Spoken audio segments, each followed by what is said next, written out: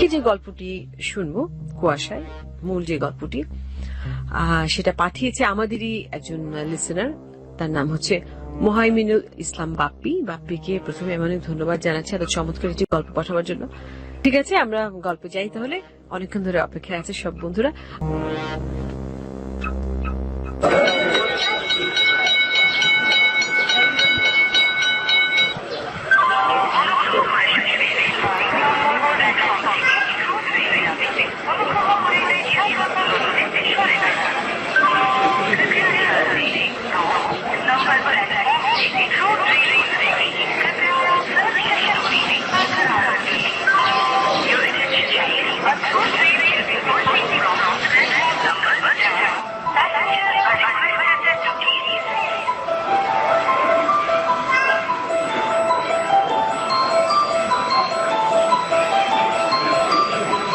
অনেকক্ষণ ধরে স্টেশনে বসে আছে একটা ছেলে, তার নাম শিহাব। দেখতে বেশ ভালো, কিন্তু একরকমের ক্লান্তির ছাপ দেখা যাচ্ছে তার চোখে মুখে, যেন কোনো কারণে খুবই উদ্বিগ্ন। ট্রেনের জন্য অপেক্ষা করছিল ছেলেটা। বাড়িতে নিজের বাবা মায়ের কাছে যাচ্ছে সে। শিহাব ঢাকায় থাকে, সেখানে একটা পত্রিকায় চাকরি করে, সেই সাথে লেখালেখিও করে। লেখক হিসেবে তার বেশ কিছুটা সুনামও রয়েছে। সব মিলিয়ে বেশ ব্যস্ত মানুষ সে। তবে এর মাঝেও যখনই ছুটি পায় চট্টগ্রামে নিজের বাড়িতে গিয়ে বাবা মাকে দেখে আসে। তো একা একা বসে নানান কথা ভাবছিল শিহাব। আর এর মধ্যে হঠাৎ করে সে ট্রেনের হুইসেল শুনতে পেল। ট্রেন এসে পড়েছে।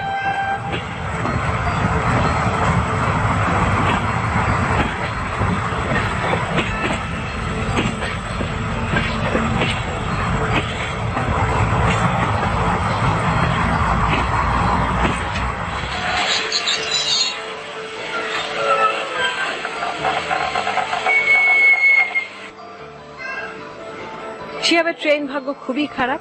তার সিট সব সময় এমন জায়গায় পড়ে যেখানটায় লোক চলাচল একটু বেশি। ট্রেন কোন স্টপেজে থামলে গিজ গিজ করে লোক ওঠে এবং পাশটা দিয়ে যাবার সময় কনুইয়ের গুতা ধাক্কা খেতে হয় শিহাব। আর জানলার পাশে তো কখনোই সিট পড়ে না শিহাবের। যদিও বা ভুল করে কখনো পড়েই, তাহলে দেখা যায় জানালার শাটার নষ্ট, অথবা অনেক ঠেলাঠেলি করেও উপরে ওঠানো যাচ্ছে না। তার কপালটাই খারাপ। কিন্তু এবার মনে হচ্ছে তার ভাগ্যটা কোনো কারণে খুব ভালো। অদ্ভুত ভাবে খুব ভালো একটা সিট পেয়ে গেল শিহাব। সিটটা ট্রেনের মাঝামাঝি জায়গায়, জানালার পাশে। না, জানালার শাটারেও কোনো সমস্যা নেই, সবকিছু ঠিকঠাক। শিহাব মনে মনে বেশ খুশি হয়ে উঠল। ব্যাগটা উপরে তুলে রেখে বেশ আরাম করে জানালায় কোনোই তুলে দিয়ে বসে পড়ল। যদিও ট্রেন ছাড়েনি এখনো, কিন্তু বেশ বাতাস বইছে। আকাশে মেঘও নেই, আবার রোদও নেই। কে জানি বৃষ্টি হবে কিনা। তো ট্রেন ছাড়তে এখনো 15 মিনিট বাকি। তাই শিহাব ব্যাগ থেকে একটা উপন্যাস বের করল। আর্নেস্ট হেমিংওয়ের আ ফেয়ারওয়েল টু আর্মস, শিহাবের অত্যন্ত প্রিয় বই। বইয়ে মুখ ডুবিয়ে দিল শিহাব, মনোযোগ দিয়ে পড়তে লাগলো। 10 মিনিট যেতে না যেতেই একটা মেয়েলি সুরেলা রিনরিনি কণ্ঠ শুনতে পেল শিহাব। তাকেই ডাকছে একটা মেয়ে। কণ্ঠটা শুনে কান জুড়িয়ে গেল শিহাবের। অতিমাত্রায় সুরেলা কণ্ঠ। বাংলায় এই ধরনের কণ্ঠের একটা সুন্দর নাম আছে, কিন্নরী কণ্ঠ। শিহাব বই থেকে মুখ তুলে কণ্ঠের অধিকারিণীর দিকে তাকালো। পরীর মতো সুন্দর একটা মেয়ে, হাতে ভারী একটা সুটকেস নিয়ে দাঁড়িয়ে আছে। শিহাব ফিরে তাকাতেই বলল, এক্সকিউজ মি, শুনছেন? জি, আমাকে বলছেন? হ্যাঁ, আপনার সিট নাম্বার কি B32? জি। আপনার পাশের সিটটাই আমার। কিছু মনে না করলে আপনি কি পাশের সিটে বসবেন? আমার আসলে জানলার পাশে না বসলে না একটু সিক ফিল করি আমি। জি, অবশ্যই অবশ্যই। থ্যাঙ্কস। এত ভারী। আপনি বসুন, আমি তুলে দিচ্ছি। থ্যাঙ্কস।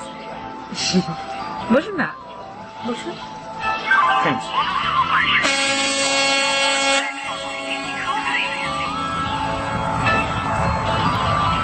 সুন্দরী মেয়েটার মুখের দিকে তাকিয়ে সিটটা ছেড়ে দিতে একটু দ্বিধা করল না শিহাব। তবে মেয়েটা তখনই সিটে না বসে সুটকেসটা ঠেলে ঠুলে উপরে তোলার চেষ্টা করতে লাগলো। ভারী সুটকেস, সহজে ঢুকতে চাইছিল না ভেতরে। তো শিহাব সাহায্য করতে এগিয়ে এলো। ট্রেন ছাড়তে 13 মিনিট লেট হয়ে গেল। যদিও তাতে যাত্রীদের কোনো অভিযোগ দেখা গেল না। শিহাব বই পড়ছে আর পাশে বসা মেয়েটা কানে হেডফোন লাগিয়ে গান শুনছে। ওদিকে ট্রেনের গতির তাল মিলিয়ে মেঘ জমতে শুরু করেছে আকাশে। 1 ঘন্টা যেতে না যেতেই মেঘের বুক চিরে বড় বড় বৃষ্টির ফোঁটা পড়তে শুরু করল। রিমঝিম বর্ষা শুরু হতেই পাশের মেয়েটা এ মা বলে উঠে দাঁড়ালো। চটপট জানালা শাটার নামিয়ে দিতে চাইল, কিন্তু বিধিবাম অর্ধেক নেমে আটকে গেল জানালাটা। অনেক ঠেলাঠেলি করেও পুরোটা বন্ধ করা গেল না। অগত্যা ওই অবস্থায় বসে রইল মেয়েটা। বৃষ্টির ছাঁটে ভিজে যাচ্ছিল তার জামা কাপড়। বাধ্য হয়ে একটু সরে বসতে হলো শিহাবের দিকে। মেয়েটা এবং শিহাব দুজনেই একটু বিব্রত বোধ করছিল এভাবে গাদাগাদি হয়ে বসায়। বিব্রত বোধটা আরো বাড়িয়ে দিতেই বোধহয় পকেটে ভাইব্রেট মোডে রাখা মোবাইল ফোনটা বেজে উঠল শিহাবের। কিন্তু মেয়েটা এমন ভাবে সেটে আছে গায়ের সাথে যে মেয়েটাকে ডিস্টার্ব না করে কোনোভাবেই মোবাইলটা বের করা সম্ভব না। আবার দুজনের মাঝখানে অতিরিক্ত ভাইব্রেশনটাও বেশ অস্বস্তিকর।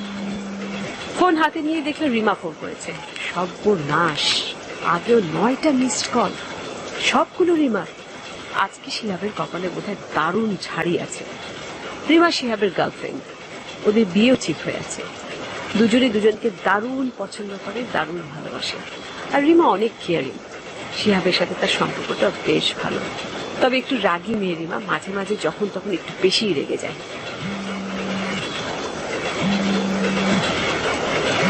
শুনছেন? মনে হয় আপনার ফোন বাজছে। Oh, I see. Hello Rima, sorry, এতবার ফোন দিয়েছিলে। সরি, ধরতে পারিনি। What sorry? 1 ঘন্টা ধরে ফোন দিয়ে যাচ্ছি, ধরনি কেন তুমি? কোথায় এখন? ট্রেনে উঠতে পেরেছো? কোনো অসুবিধা হয়নি তো? ট্রেন এখন কোন স্টেশনে? ওরে বাপস, এত প্রশ্ন। হ্যাঁ, ট্রেনে উঠেছি সেফলি।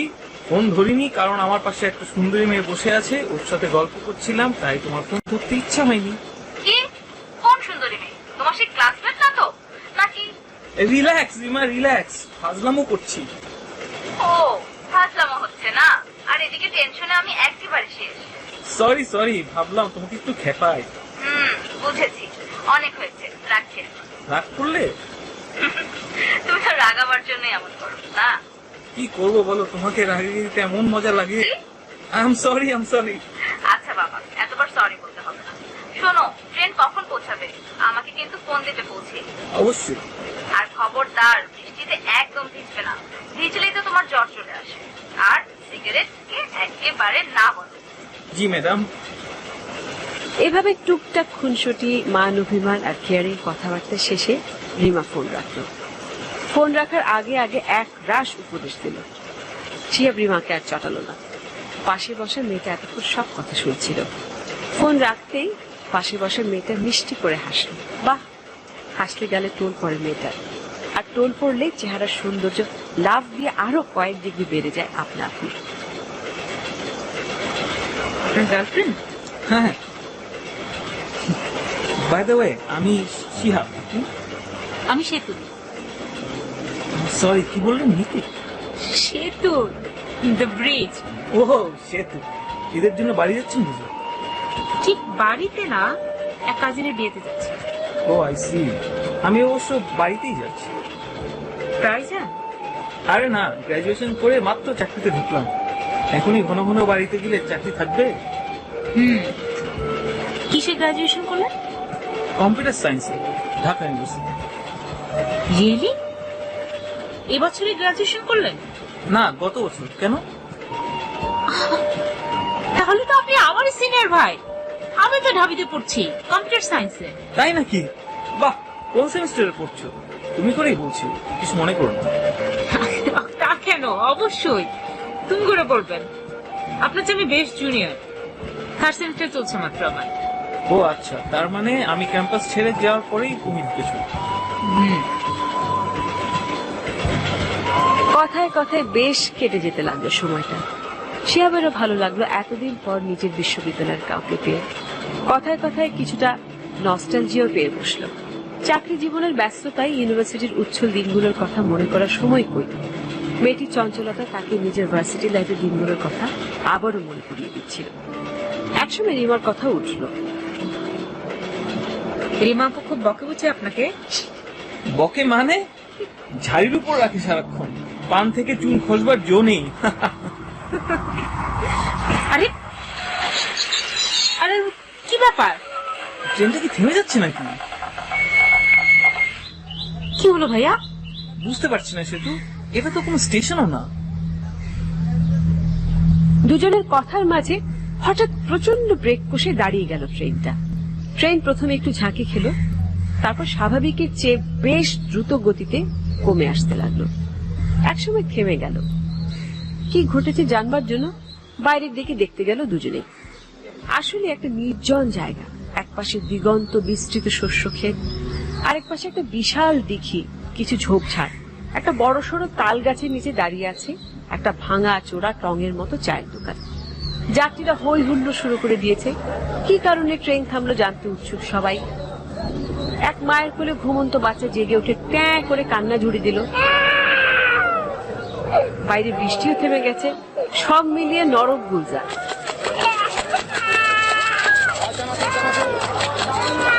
শেফা, কিছু বুঝতে পারছেন? এটুকু বুঝতে পারছি যে ট্রেনে ডাকাত পড়েনি। ডাকাত পড়লে অবশ্য মন্দ হয় না, ডাকাত দেখার খুব শখ আমার। চোখে মুখে দ্বিধা নিয়ে সেতুর দিকে তাকিয়ে আছে শিহাব। সেতু চমকে উঠল শিহাবের দিকে তাকিয়ে। আপনাকে এমন দেখাচ্ছে কেন? আপনি ঠিক আছেন তো শিহাব ভাই? হ্যাঁ, ঠিক আছে। ট্রেন থামলো কেন সেটা নিয়ে ভাবছি। আচ্ছা, ট্রেনের কোনো কর্মচারীকে জিজ্ঞেস করলে জানা যেত না? কাউকে তো দেখছি না। ও ওই যে, ওনাকে জিজ্ঞেস করি। এই যে ভাই, ট্রেনটা কেন থামলো বলেন তো? আসলে আমরা খুবই দুঃখিত, ট্রেন 1 ঘন্টা লেট করবে, ইঞ্জিনের সমস্যা দেখা দিয়েছে ভাই। বলেন কি, 1 ঘন্টায় হয়ে যাবে তো? হ্যাঁ অবশ্যই। ঠিক আছে ভাই, ধন্যবাদ। 1 ঘন্টা লেট?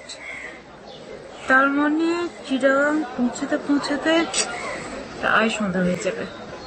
অসুবিধা নেই, বেশি রাত হলে আমি তোমাকে পৌঁছে দেবো বাসায়। শিহাব ভাই, 1 ঘন্টা ট্রেনে বসে থাকবেন? চলো না, 1 কাপ চা খেয়ে আসি। চা? এই নো ম্যানস ল্যান্ডে তুমি চা পাবে কোথায়? আরে ওই যে তাল গাছের নিচে দেখেন, দেখেন দেখেন দেখেন, একটা ঝুপড়ির মতো চায়ের দোকান দেখা যাচ্ছে। কই দেখি, কোথায়? ও ওইটা, এই নরবরের চেহারার দোকান। মনে হচ্ছে দোকানের চালে একটা নাদুসুর সাইজের কাক বসলে ওর টালিটা হুড়মুড় করে ভেঙে পড়বে। এই দোকানে চা খাবে তুমি? কোনো ভদ্রমহিলার চা খাওয়ার জন্য উপযুক্ত জায়গা না এটা। গিয়ে দেখবে এক দঙ্গল চাষা ভুষা মানুষ বিশ্বে হয়ে পান খেয়ে তার দাঁত লাল করে বসে আছে। এখানে ওখানে পানের পিক, সস্তা বীর গন্ধে আকাশ বাতাস ভারী। উফ, থামেন তো শিহাব ভাই, এইসব জায়গায় চা খাওয়ার অভ্যাস আছে আমার। আসলে কি জানেন, শাহবাগ থেকে গুলিস্তান পর্যন্ত এমন কোন টং নেই যেখানে আমি কখনো চা ঝালমুড়ি ফুচকা খাইনি। রিয়েলি? সবগুলো টঙে গিয়েছো? সবগুলো। কানে কানে একটা সিক্রেট কথা বলি, শুনুন।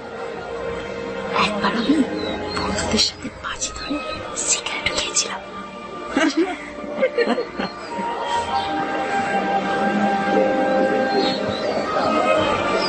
শিহাবের মাথাটা আবারও ঘুরে গেল ভীষণ ভাবে।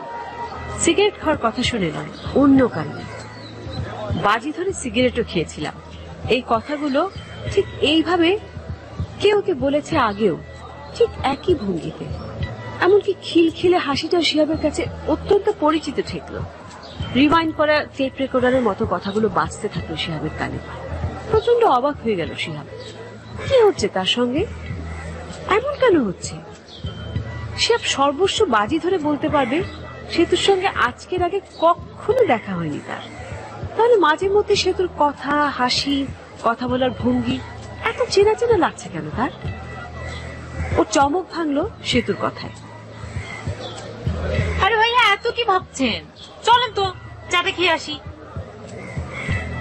শিহাবের হাত ধরে একরকম জোর করেই ট্রেনের দরজার কাছে নিয়ে এলো সেতু।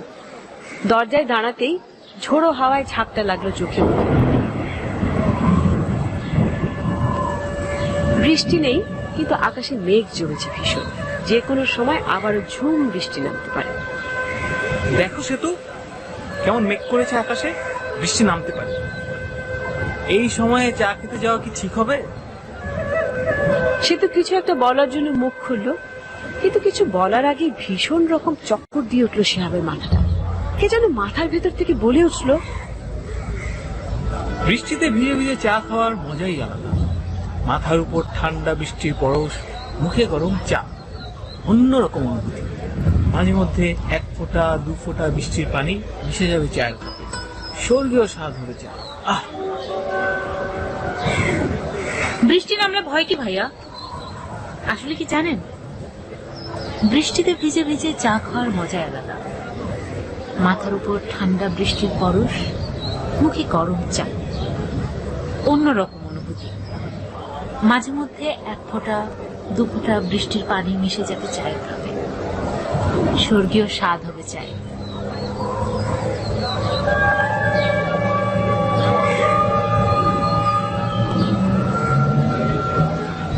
সে কিচ্ছু ভাবতে পারছিল না, বুদ্ধি ঘোলা হয়ে যাচ্ছিল বারবার। কি হচ্ছে ওর সাথে কিছুই বুঝতে পারছে না। সে তো কি বলবে তা সে কয়েক মুহূর্ত আগে বুঝলো কেমন করে? এই কথাগুলো কি একইভাবে কেউ তাকে এর আগে বলেছে? তাল গাছের নিচে এসে ওরা দেখলো দোকানটা একদম ফাঁকা, ওরা ছাড়া আর কোনো কাস্টমার নেই। দোকানে 15-16 বছরের এক কিশোর বসে আছে গালে হাত দিয়ে, সেই সম্ভবত দোকানি। সে তো গিয়ে বসে পড়ে 2টো চা চাইলো। সে চিনি কম খাবে, কড়া লিকারের চা খেতে তার নাকি খুব ভালো লাগে। দোকানের সামনে একটা নিচু টুলে বসে বসে চা খেতে লাগলো শিহাব আর সেতু। টুলটার একটা পায়া অর্ধেক ভাঙা, ইট দিয়ে অ্যাডজাস্ট করা হয়েছে ভাঙা পায়াটাকে। সেতু শব্দ করে চায়ে চুমুক দিচ্ছিল, সে কারণেই হয়তো প্রশ্নটা করলো সে।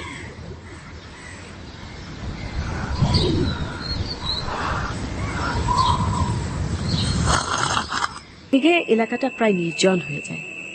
এই মুহূর্তে ল্যাম্পপোস্টের নিচে কুন্ডুলি পাকিয়ে বসে আছে একটা কুকুর, ওটা ছাড়া আর কেউ নেই রাস্তায়। 5 তলার বারান্দায় দাঁড়িয়ে সিগারেট ফুঁকতে ফুঁকতে কুকুরটাকে দেখছিল শিহাব।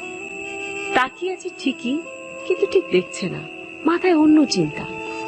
সেতুকে নিয়ে ভাবছে শিহাব, আজকের ঘটনাগুলো নিয়েও ভাবছে। সেতুর কথা, অ্যাটিটিউড, গল্প বলার ভঙ্গি, এই বিষয়গুলো খুব বেশি পরিচিত শিহাবের। অথচ সেতুকে তো এর আগে জীবনে কখনো দেখেনি। তাহলে এই ঘটনাগুলো যদি ওর সাথে না হয়ে কোনো হিন্দি সিনেমায় ঘটতো, তাহলে ধরে নিত পুনর্জন্ম নিয়ে কোনো গল্প দাঁড় করানো হয়েছে। কিন্তু একে তো ও হিন্দু নয়, দ্বিতীয়ত ওর চিন্তা ভাবনা অনেকটা নাস্তিক টাইপের, কোনো কিছু সহজে বিশ্বাস করতে চায় না। তাই আজকের ঘটনাটাকে অতি প্রাকৃত হিসেবে ধরে নেওয়ার প্রশ্নই আসে না। সবকিছুর পিছনেই কারণ আছে, লজিক আছে। লজিক? আচ্ছা, এটা প্যারাসাইকোলজিক্যাল কোনো ঘটনা নয় তো? না, সেটা কি করে সম্ভব? টেলিপ্যাথি বা এ ধরনের কিছু কি আছে দুনিয়ায়? কিন্তু সেটাও তো একটা কুসংস্কার মাত্র। তাহলে ব্যাখ্যা কি হতে পারে? মনে মনে প্রচন্ড চিন্তায় পড়ে গেল শিহাব। সে পুরোপুরি নিশ্চিত এই মেয়েকে সে জীবনে কোনো দিন দেখেনি, অথচ তার কথা বার্তা সব শুনে যেন মনে হচ্ছিল মেয়েটির প্রতিটা চিন্তাই সে ধরতে পারছে। নাকি পুরো ব্যাপারটাই তার মনের ভুল? আর যদি সেটা হয়ে থাকে, সেক্ষেত্রে তো তাহলে তাকে কোনো ভালো সাইকিয়াট্রিস্টের সাথে দেখা করতেই হবে। হঠাৎ রিমার কথা মনে পড়লো ওর। আরো আগেই মনে পড়া উচিত ছিল অবশ্য। রিমা ক্লিনিক্যাল সাইকোলজি নিয়ে পড়ছে, পড়াশোনার শেষ পর্যায়ে। নিশ্চয়ই ও কিছু না কিছু বলতে পারবে ঘটনাটা শুনে। শিহাব রিমাকে ফোন করল।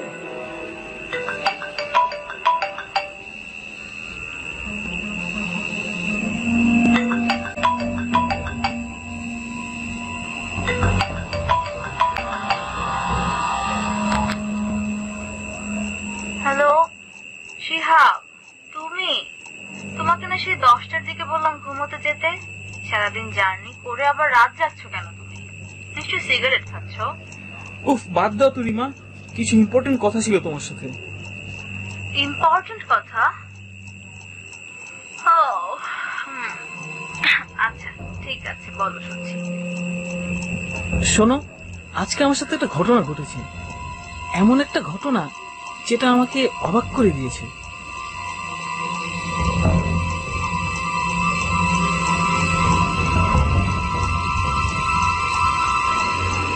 সবিস্তারে পুরো ট্রেনের ঘটনাটা বলল শিহাব। সেতুর প্রতিটি আচরণ ব্যাখ্যা করলো। রিমা খুব মন দিয়ে শুনল ওর প্রতিটি কথা। কিন্তু রিমা যুক্তিবাদী মেয়ে, কোন অলৌকিক জিনিসে তার বিশ্বাসও নেই। শিহাব এজন্যই রিমাকে ফোন করেছে, কারণ সে জানে রিমা একটা সন্তোষজনক জবাব দিতে পারবে। শিহাব তাই রিমাকে সবকিছু খুলে বলতে দ্বিধা করল না। তারপর বলল, এখন বলো রিমা, আমার সাথে কি ঘটছে এসব? আচ্ছা, অনেকভাবে কিন্তু এসব ঘটনা এক্সপ্লেন করা যায়। যেমন ধরো, তুমি কিন্তু অনেক লেখালেখি করো, আর লেখালেখি করতে গেলে মানুষের ক্যারেক্টারিস্টিক্স সম্পর্কে খুব ভালো ধারণা চলে আসে। আর এই সেতু যখন তোমার সঙ্গে বসে গল্প করছিল ট্রেনে, তখন এই সেতুর চারিত্রিক বৈশিষ্ট্য, পছন্দ অপছন্দ এইসব সম্পর্কে তোমার অবচেতন মন সম্ভবত একটা ধারণা পেয়ে গিয়েছিল। তাই কোন কথার উত্তরে সেতু কি বলবে কিংবা কোন বিষয়ে তার পছন্দ অপছন্দ কি হবে সেটা আগে থেকেই তোমার মন অবচেতন ভাবে এজিউম করে নিয়েছিল। সে কারণে সম্ভবত সেতুর কথাগুলো তোমার কাছে পরিচিত মনে হয়েছে। আবার ধরো, কিছু কিছু বিষয় কোইন্সিডেন্টালি মিলেও গেছে, আর কিছু কিছু বিষয় তোমার অবচেতন মন আগে থেকেই ক্যালকুলেশন করে বের করে ফেলছে। তো এসব মিলেই মনে হয় তোমার কাছে মেয়েটি পূর্ব পরিচিত মনে হয়েছে।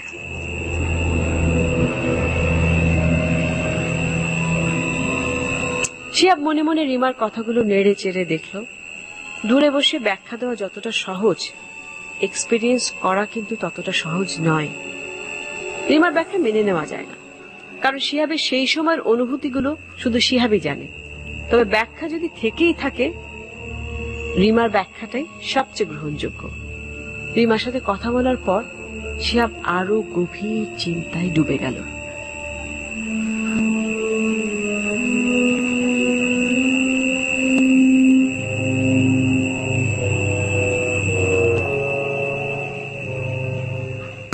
কুয়াশা, কুয়াশা,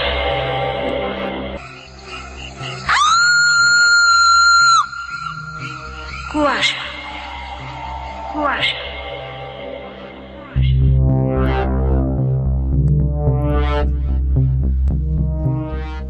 যেটা দেখছিলাম, শিহাব এবং আর একটি মেয়ে রিমা, তারা একই সঙ্গে একই ট্রেনে সেতু এবং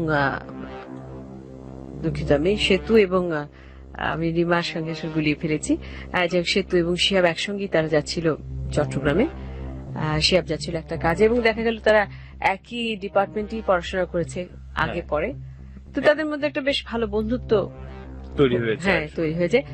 যেটা সবচেয়ে মানে মূল রহস্যের কারণ, আমাদের এই গল্পের যেটা মূল বিষয়, যেটা সবাইকে ভাবিয়ে তুলছে এই মুহূর্তে আমি জানি, সেটা হচ্ছে শিহাব বারবারই টের পাচ্ছিল যে সেতু কি বলবে, সেতুকে যেন কোথায় সে দেখেছে আগে, সেতুর কথা তার পরিচিত মনে হচ্ছে, সে যেন সবই জানে সেতু সম্পর্কে, এরকম একটা কথা তার মধ্যে বারবারই ঘুরছিল। এবং একটা সময় সে খুব বেশি রকমের পাজলড হয়ে যায় এই ব্যাপারটা।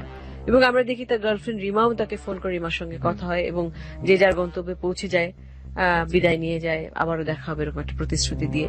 এবং রাতে শিহাব বারান্দায় বসে ভাবতে থাকে, চিন্তা করতে থাকে যে কি হচ্ছে, কেন এগুলো হচ্ছে তার সঙ্গে। হঠাৎ তার মনে পড়ে গেল যে তার যে সবচেয়ে কাছের মানুষ, তার প্রাণের মানুষ, প্রিয় মানুষ রিমা ক্লিনিক্যাল সাইকোলজির ছাত্রী। তো তার কাছে বোধহয় খুলে বললে, প্রথমে একবার সে ভেবেছিল সে সাইকিয়াট্রিস্টের কাছে যাবে, কেন খুব বেশি রকমের নাড়া খেয়েছে তার মনটায় পুরো ঘটনাটা, পুরো ট্রেনের ঘটনাটা যদি আমরা দেখি, যে কয়টা বিষয় শিহাবকে বারবার ভাবাচ্ছিল, যে সে তো যাই বলছে তাই মনে হচ্ছিল যে খুবই পরিচিত।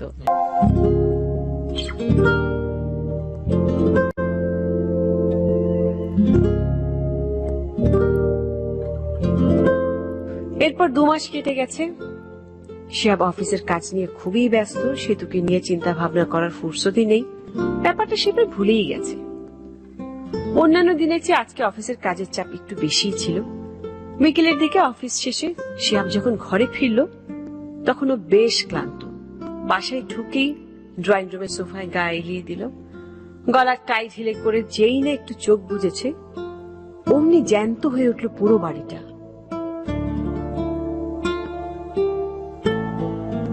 Happy birthday to you. Happy birthday to you. Happy birthday, dear Shihab. Happy birthday to you. আরে কি থ্যাঙ্কস। চমকে উঠে শিহাব চোখ খুলে আবিষ্কার করলো রীতিমতো বার্থডে পার্টি মনে হচ্ছে। বার্থডে পার্টিটা ওরই, আজকে শিহাবের জন্মদিন, আর সেটা একদমই মনে ছিল না শিহাবের। কলাবাগানের বাড়িটা শিহাবের খালুর, আপাতত খালা খালুর সাথে থাকছে শিহাব। রিমা আর শিহাবের খালাতো ভাই বোন সবাই মিলে শিহাবের জন্মদিনে সারপ্রাইজ পার্টি দিয়েছে। পরিবারের সবার সাথে রিমার আবার খুব ভাব। যাই হোক, শিহাব হঠাৎ করে এমন একটা সারপ্রাইজ পার্টি পেয়ে কিছুটা ভ্যাবাচ্যাকা খেয়ে গেল। তবে তারপরে শরীরের ক্লান্তি দূর হয়ে গেল রিমাকে দেখতে পেয়ে। কেক কাটা হলো, আনন্দ করা হলো, পার্টি প্রায় শেষ। এমন সময় দরজা নক করলো কে যেন। শিহাবের খালাতো ভাই অপু গিয়ে খুলে দিল দরজা। বাইরে একজন মেইলম্যান দাঁড়িয়ে আছে।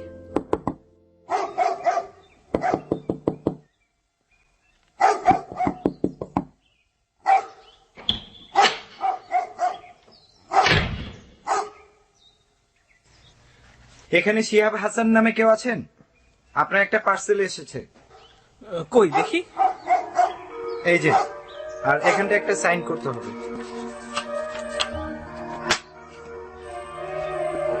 কে পাঠিয়েছে? জানি না, দাঁড়াও দেখি।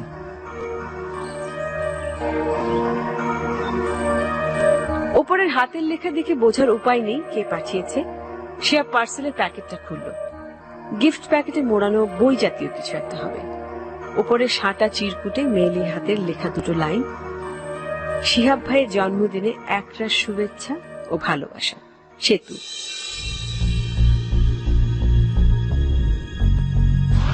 সেতু পাঠিয়েছে? সেতু? সে তোমার বার্থডে জানে? জানে বলেই তো মনে হচ্ছে, তবে আমি কখনো বলিনি। আশ্চর্য তো, আমার বার্থডে কি করে জানলো?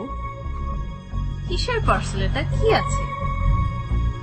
দাঁড়াও, আমি নিজেই তো দেখিনি। রিমা, একটু এদিকে এসো তো।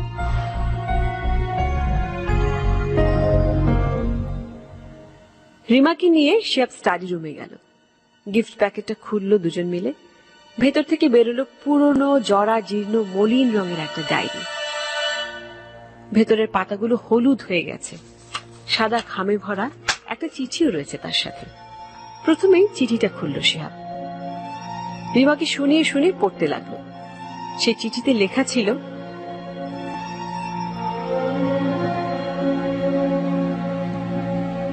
শুভ জন্মদিন শিহাব ভাই, ভালো আছেন? আপনার জন্মদিন আমি কিভাবে জানতে পারলাম এটাই তো ভাবছেন? খুবই সহজ, ফেসবুক থেকে। ঢাকায় থাকলে আপনার বাসায় যেতাম, কিন্তু একটা কাজে সিলেট এসেছি, তাই যেতে পারলাম না। শিহাব ভাই, ট্রেনে আপনার সাথে মজা করেছিলাম একটু, আপনি কিছু মনে করেননি তো? নাকি বুঝতেই পারেননি আমার দুষ্টুমিটুকু? যাই হোক, খুলেই বলি। আপনারা কলাবাগানে যাওয়ার আগে কোথায় ছিলেন মনে আছে নিশ্চয়ই? মালিবাগের একটা ফ্ল্যাটে, নাম ছিল আফজাল ম্যানশন। আপনি যে ফ্ল্যাটে থাকতেন সেই ফ্ল্যাটেই আমরা উঠি আপনাদের যাওয়ার পর। বাসা শিফট করার সময় আপনারা কিছু বাতিল জিনিস ফেলে গিয়েছিলেন, তার মধ্যে এই পুরনো ডায়েরিটাও ছিল, যেটা আপনাকে পার্সেল করে পাঠালাম। ডায়েরিটা ভর্তি ছিল কবিতা দিয়ে, অনেকগুলো কবিতা। আমি আবার কবিতা পড়তে ভালোবাসি। আপনার কবিতাগুলো প্রায় পড়তাম খুব মনোযোগ দিয়ে। তবে তখনও জানি না আপনি কে, শুধু নামটা জানতাম, শিহাব হাসান। ডায়েরির শুরুতে লেখা ছিল নামটা। একদিন ঈদ ম্যাগাজিনে একটা গল্প পড়লাম, নাম ছিল কাঠমালতির কান্না, লেখক শিহাব হাসান। তখন সন্দেহ হলো আপনি সেই শিহাব হাসান কিনা। ফেসবুকে আপনার নাম সার্চ করতেই পেয়ে গেলাম আপনাকে। আপনার ফেসবুক প্রোফাইল পুরোটাই ভর্তি ছিল গল্প কবিতা দিয়ে। কবিতাগুলো দেখে নিশ্চিত হলাম আপনি ডায়েরির শিহাব হাসান। ট্রেনে যখন আপনাকে দেখলাম তখনও চিনতে পারিনি। যখন বললেন আপনার নাম শিহাব, তখন ফেসবুকে দেখা ছবিগুলো মনে পড়ে গেল। আরো ভালো লাগলো যখন জানলাম আপনি আমার ডিপার্টমেন্টেরই বড় ভাই। ঠিক করলাম একটু দুষ্টুমি করবো আপনার সাথে। গল্প করার ছুতোয় মাঝে মধ্যে আমি এমন সব কথা বলছিলাম যেগুলো হুবহু আপনার কবিতার বিভিন্ন লাইন থেকে নেওয়া। বজ্রপাতের শব্দ আমার খুবই ভালো লাগে, কারণ মনে হয় বজ্রপাত তোমাকে কাছে ডাকছে, বলছে দেখো তোমার জন্য স্নানের জল এনেছি আমি, তুমি কই, এসো জলে ভিজে যাও, ধুয়ে ফেলো সমস্ত পাপ, মুছে ফেলো মনের কালিমা। আরে সেই কবিতা যেগুলো আপনি মালিবাগের ফ্ল্যাটে ফেলে আসা ডায়েরিতে লিখেছিলেন। আপনি আমাকে জিজ্ঞেস করেছিলেন যে আমাদের এর আগে কখনো দেখা হয়েছে কিনা, মনে আছে? আচ্ছা সেতু, তোমার কি মনে হয় যে আমাদের আগে কখনো দেখা হয়েছে? এখন বুঝতে পারছেন এমন একটা প্রশ্ন আপনার মাথায় এসেছিল কেন? যাই হোক, জন্মদিনে আপনাকে অনেক অনেক অনেক শুভেচ্ছা জানাই আরো একবার। আর ডায়েরিটা আমার পক্ষ থেকে ছোট্ট একটা উপহার। ভালো থাকবেন। ইতি, সেতু।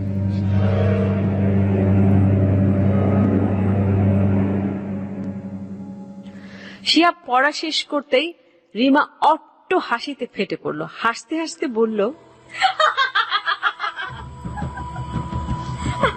আরে কত সিম্পল একটা ট্রিক, আর তুমি কিনা পুনর্জন্ম, প্যারাসাইকোলজি কি কি সব বলছিলে। আসলে কি জানো, সবকিছুর পিছনেই কোনো না কোনো ব্যাখ্যা থাকে। কিন্তু শিয়াব শুনছে না রিমার কথা। ওর মুখ মেঘের মতো গম্ভীর। দ্রুত ডায়েরিটার পাতা উল্টে যাচ্ছে, এক একটা পাতা একটু করে পড়ছে, তারপর আবার দ্রুত উল্টে যাচ্ছে পরের অনেকগুলো পাতা। চেহারা কেমন যেন ফ্যাকাশে হয়ে গেছে। একসময় বলল, রিমা, রিমা, এগুলো আমার কবিতা নয়। মানে হাতের লেখা তো। হাতের লেখা আমার, ভাষার ব্যবহারটা আমার মতোই, কবিতাগুলো খুব পরিচিত ঠেকছে, কিন্তু এসব আমি লিখিনি। তা কি করে হয়? জানি না, কবিতার লাইনগুলো যেন 7 জনমের চেনা আমার, হাতের লেখাটা নিঃসন্দেহে আমার, কিন্তু আমি এসব লিখিনি, বিশ্বাস করো। হয়তো অনেক আগে লিখেছিলে, তাই ভুলে গেছো। প্রশ্নই আসে না। মালিবাগের ফ্ল্যাটটা সেরেছি 3 বছর আগে, অথচ 10 বছর আগে স্কুল ম্যাগাজিনে আমার যে লেখা বের হয়েছিল সেটাও হুবহু মনে আছে আমার। একজন লেখকের কাছে নিজের লেখাগুলো তার সন্তানের মতো। আমি আমার সন্তানের চেহারা ভুলে যাব? তাহলে এর মানে কি? আশ্চর্য।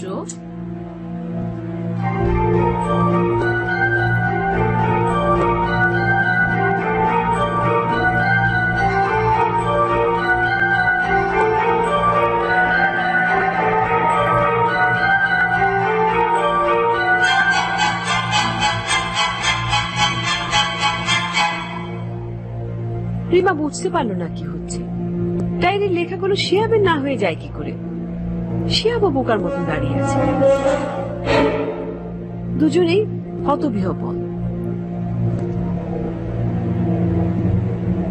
হাজারো প্রশ্ন মাথায় চলে আসছে দুজনের। মালিবাগে যে ফ্ল্যাটের কথা বলেছে সেতু, সেই ফ্ল্যাটটাতে সত্যিই শিয়াব থাকতো একসময়। এ পর্যন্ত সব ঠিক আছে, কিন্তু এই ডায়েরি কোথা থেকে এলো? এ যেন মনে হচ্ছে শিহাব ওই ফ্ল্যাট ছেড়ে চলে আসার পরও সেখানে রয়ে গেছে শিহাবের কোনো ছায়া, শিহাবেরই কোনো পরবাস্তব অস্তিত্ব, যে ঠিক শিহাবের হয়ে শিহাবের মতোই লিখে চলেছে গল্প, কবিতা। তার হাতের লেখা হুবহু এক, তার সাথে ভাষার গঠন পর্যন্ত মিলে যাচ্ছে। এটা কেমন ভৌতিক ব্যাপার!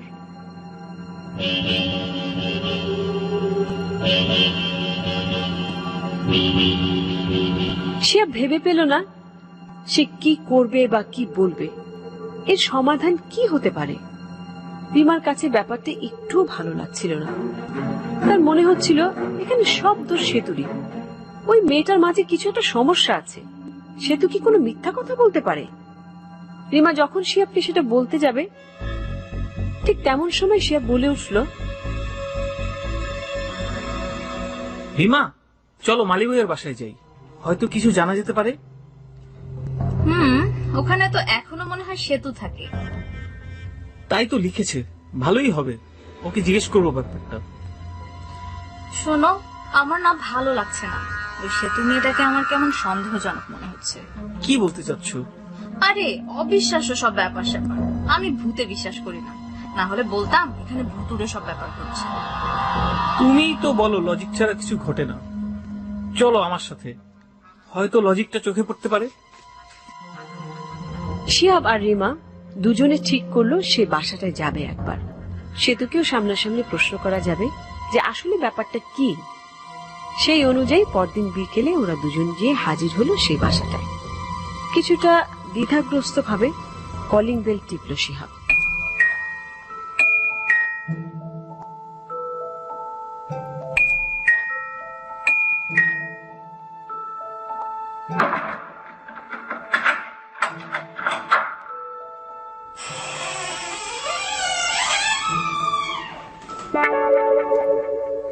আরে শিহাব ভাই, আপনি? হ্যাঁ, চলে এলাম। আর এই যে রিমা। কেমন আছো সেতু? আসেন আসেন আপু, প্লিজ ভেতরে আসেন। আমি ভেবেছিলাম তুমি রোকেয়া হলে থাকো। সেখানে তো থাকি, বাসায় এসেও থাকি মাঝে মাঝে। আচ্ছা সেতু, তোমাকে একটা প্রশ্ন করি। হ্যাঁ আপু বলেন। তুমি যে চিঠি পাঠিয়েছিলে সেটা শিহাব আমাকে পড়ে শুনিয়েছে। ও আচ্ছা, তুমি ওই ডায়েরিটা কোথায় পেয়েছিলে? লিখেছিলাম তো, পুরনো কিছু বই খাতা পড়েছিল যখন আমরা এই বাসায় শিফট করি, সেখানেই পেয়েছি। সেতু, ডায়েরিটা আমার না। মানে? হাতের লেখা আমার মতো, ভাষার ধরনটাও আমার মতো, কিন্তু এগুলো আমি লিখিনি। সেটা কি করে সম্ভব? এই বাসায় তো আপনিই থাকতেন। সে একই প্রশ্ন তো আমাদেরও, এটা কি করে সম্ভব? দেখুন, কোথাও ভুল বোঝাবুঝি হচ্ছে না তো? আমি অনেক আগের লেখা বলে হয়তো ভুলে গেছে ভাইয়া। না, সেরকম কিছু নয়। একজন লেখক কখনো নিজের লেখা ভুলতে পারে না, অন্তত দেখলে পরে তো মনে পড়বেই। আমি তো কিছুই বুঝতে পারছি না আসলে। সেতু, তুমি কিছু মনে না করলে আমি কি তোমার সেই ঘরটা দেখতে পারি যেখানে তুমি এটা পেয়েছিলে? Sure.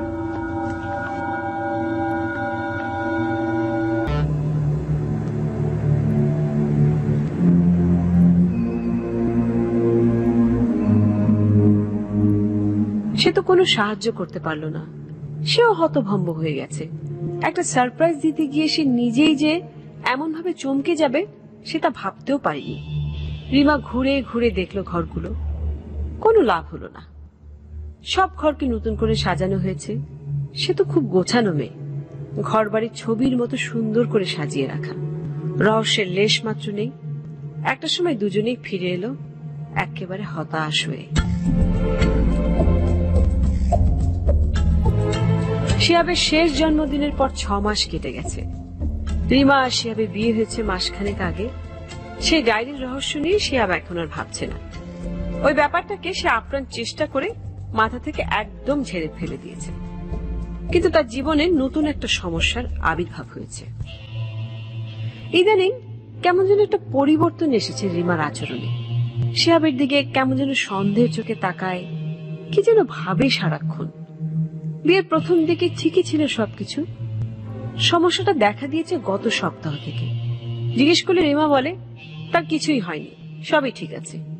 কিন্তু শিহাব জানে সব ঠিক নেই, কোথাও একটা সমস্যা হয়েছে এবং বড় ধরনের সমস্যা। একদিন সকালে রেডি হয়ে অফিস যাচ্ছিল, এমন সময় শিহাবকে থামালো রিমা। এই, তুমি কি বের হচ্ছ?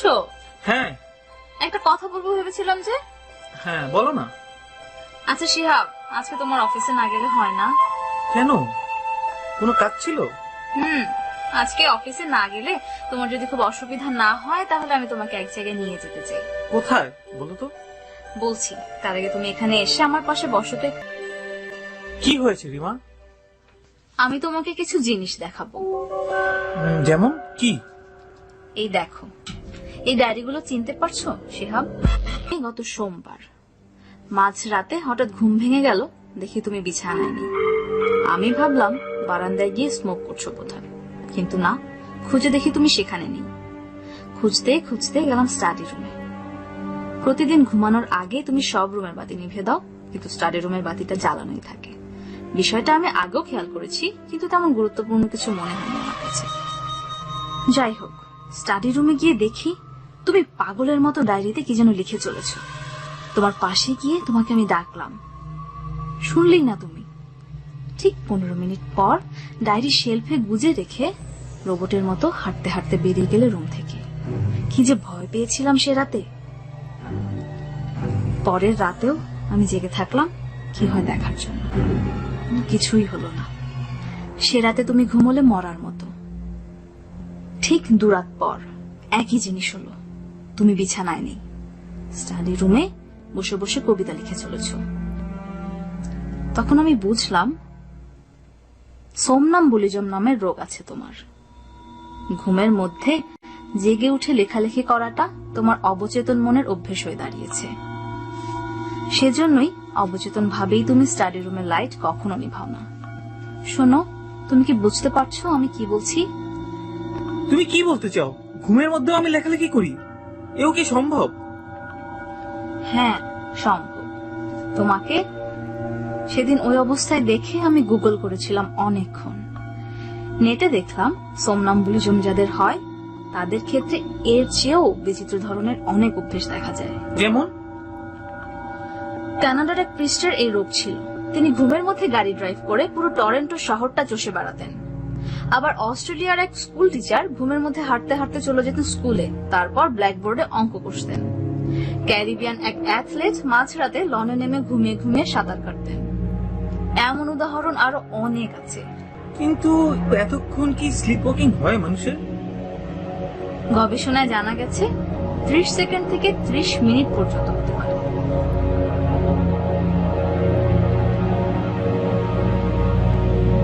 শিহাব স্থানুর মতো বসে রইল। ওর নিজের এত জটিল একটা রোগ আছে, অথচ নিজেও সেটা জানতো না। শিহাবের মাথা ঘুরতে লাগলো। কি হয় এই রোগ হলে? কতটা ক্ষতি করতে পারে এটা মানুষের? সে এখন কি করবে?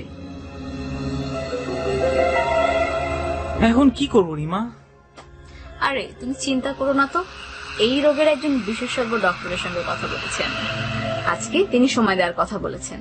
তাই বলছিলাম আজ একদিন অফিস কামাই দাও না। ঠিক আছে, আমি অফিসে ফোন করে বলে দিচ্ছি আজ যেতে পারবো না। আর শোনো, সেতুকে একটা ফোন করে ব্যাপারটা।